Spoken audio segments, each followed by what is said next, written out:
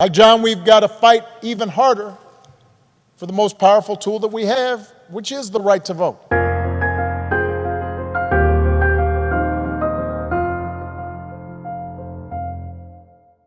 The Voting Rights Act is one of the crowning achievements of our democracy.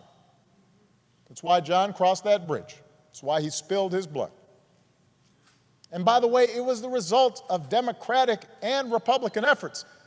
President Bush, who spoke here earlier, and his father signed its renewal when they were in office.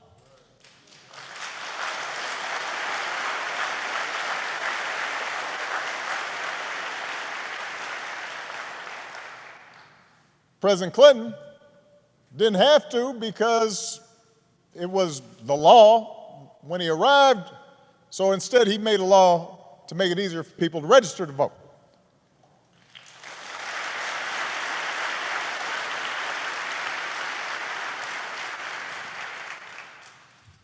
But once the Supreme Court weakened the Voting Rights Act, some state legislators unleashed a flood of laws designed specifically to make voting harder, especially, by the way, state legislators where there's a lot of minority turnout and population growth. That's not necessarily a mystery or an accident.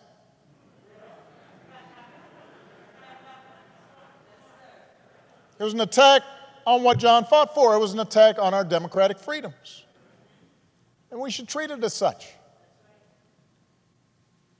If politicians want to honor John, and I'm so grateful for the legacy and work of all the congressional leaders who are here, but there's a better way than a statement calling him a hero.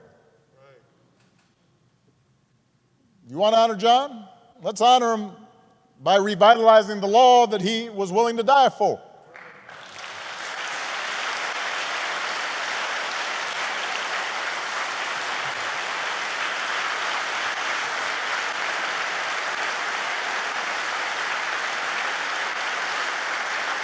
And by the way, naming it the John Lewis Voting Rights Act, that is a fine tribute.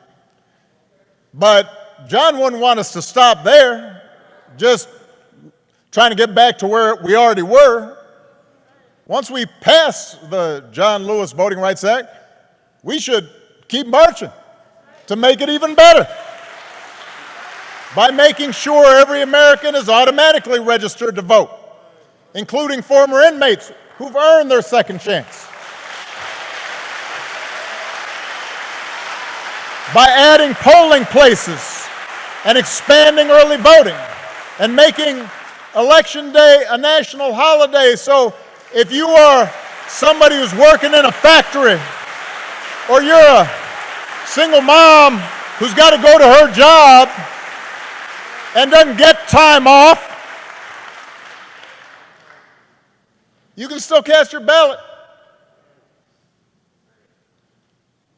By guaranteeing that every American citizen has equal representation in our government, including the American citizens who live in Washington, D.C.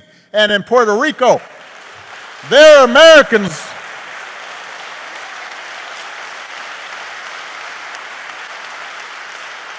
By ending some of the partisan gerrymandering so that all voters have the power to choose their politicians, not the other way around. And if all this takes eliminating the filibuster, another Jim Crow relic, in order to secure the God-given rights of every American, then that's what we should do.